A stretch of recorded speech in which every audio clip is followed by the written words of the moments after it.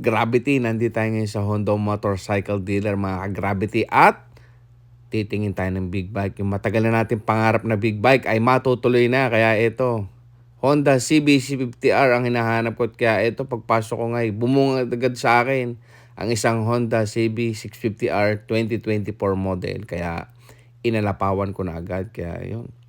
Kita nyo naman yan mga Gravity. Busog na busog ang makina. Kaya yun, pumasok na kami sa loob at nandun pala yung binebenta.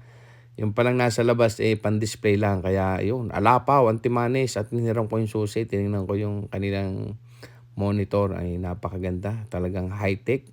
Meron may mga tanong-tanong pa ako dyan. At syempre talagang kursunada. Parang gusto ko nang iuwi. Kaya lang hindi pa daw po pwede. At kailangan ayusin pa yung mga papeles. Kaya ito, sinipat-sipat ko muna at baka may mga gas-gas mahirap na. Iuwi natin may gas-gas.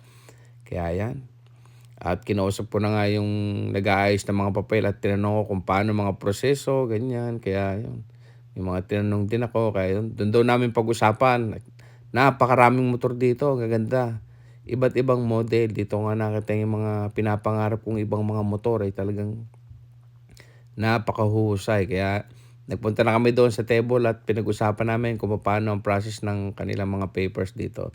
Madali lang naman, konting-konting pirma lang at ayos na. Kaya may konti, i-deny mo na sa akin ng isang malaking tao. Yan Gravity, kaya pakinggan natin, may exam daw mamaya. So, this has got the electronic clutch. Okay? So, and this is your first bike, right? Yeah. So it's going to take a little getting used to, but since this is your first bike, you may be all right.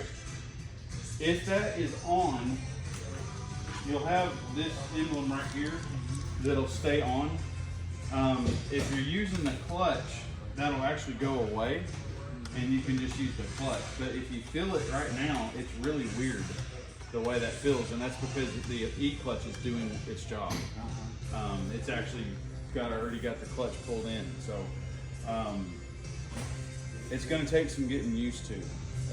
You'll want to test drive it, get familiar with it. Like right now, if it was started and running, we could sit here and we could put it into gear, and it wouldn't do anything because of the electronic clutch. Now, if you go ahead and grab this and drop it in gear, then you're using your clutch, your hand clutch. So it's, like I said, it takes a little curve, but you'll get it. Kill, run, and then one more time for start. Hazards is here. This is your high beam, low beam, passing lamp. Turn signals is right here. Push in to shut that off. Your horn is here. This is for your traction control. You can turn that on and off. And then here You can please press long press, and it'll shut it off. Long press. start traction control. After nga ma-demo mga ka-Gravity, ito, tinesting ko na rin sa labas sa parking lot. At iuuwi ko na sana, kaso ang problema, iba pala dito ang lisensya ng motor. Kaya kailangan ko munang mag-exam, kumuha ulit ng lisensya at mag-drive test. Kaya dito muna ako nagtyaga sa parking lot at ipapadeliver ko na lang itong motor. Kaya naman yan, timano na may kinabukasan ni di-deliver daw or sa hapon. Kaya abang-abang ako. Excited na naman si Gravity. Kaya yun, kita nyo naman napakasarap gamitin. Nakakamiss talaga magmotor. Kaya ito, mapapalaban na yata tayo sa motovlog.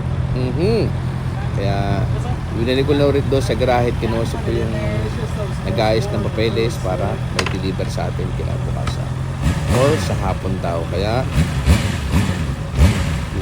napakahusay ng tunog. Kaya kinabukasan, antimanis. Ay ito na nga, dumating na ang pinakahihintay. Maroroad test na natin to mga Gravity.